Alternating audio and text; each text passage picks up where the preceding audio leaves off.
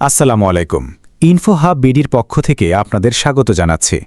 দেশের বেসরকারি এমপিওভুক্ত শিক্ষকদের দীর্ঘ প্রতীক্ষার অবসান ঘটিয়ে অবশেষে শুরু হতে যাচ্ছে বদলি প্রক্রিয়ার মাঠ পর্যায়ের প্রস্তুতি। সংশোধিত নীতিমালা এবং নতুন রূপরেখা অনুযায়ী বদলি কার্যক্রম এখন আর কেবল কাগজ কলমে সীমাবদ্ধ নেই, বরং বাস্তবায়নের পথে আরও এক ধাপ এগিয়েছে। আজকের প্রতিবেদনে আমরা জানব কবে শুরু হচ্ছে এই প্রক্রিয়া এবং কারা পাচ্ছেন আবেদনের সুযোগ। মাধ্যমিক ও উচ্চশিক্ষা অধিদপ্তর বা মাওশির মহাপরিচালক অধ্যাপক খান মঈনুদ্দিন আল মাহমুদ সোহেল সম্প্রতি এক সংবাদ ব্রিফিংয়ে বদলি নিয়ে গুরুত্বপূর্ণ আপডেট দিয়েছেন। তিনি জানিয়েছেন, সবকিছু ঠিক থাকলে আগামী সপ্তাহের শেষ নাগাদ মাঠ পর্যায় থেকে প্রতিষ্ঠান ভিত্তিক শূন্য পদের তথ্য সংগ্রহের কার্যক্রম শুরু করার পরিকল্পনা রয়েছে।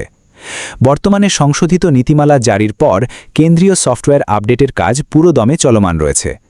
শিক্ষা মন্ত্রণালয়ের সচিব কর্তৃক নীতিমালা অনুমোদন এবং ওয়েবসাইটে আপলোড হওয়ার পর এখন মূল লক্ষ্য হচ্ছে অনলাইন আবেদন প্রক্রিয়াটি সবার জন্য উন্মুক্ত করা।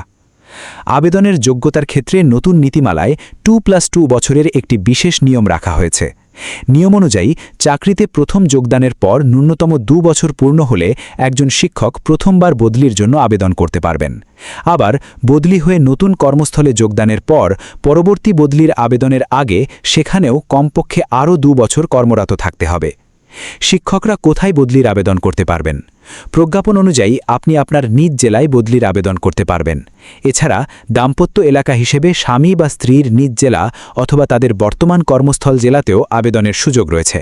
তবে শর্ত থাকে যে স্বামী বা স্ত্রীর কর্মস্থলটি অবশ্যই সরকারি, অর্ধসরকারি, স্বায়ত্তশাসিত বা এমপিওভুক্ত প্রতিষ্ঠান হতে হবে।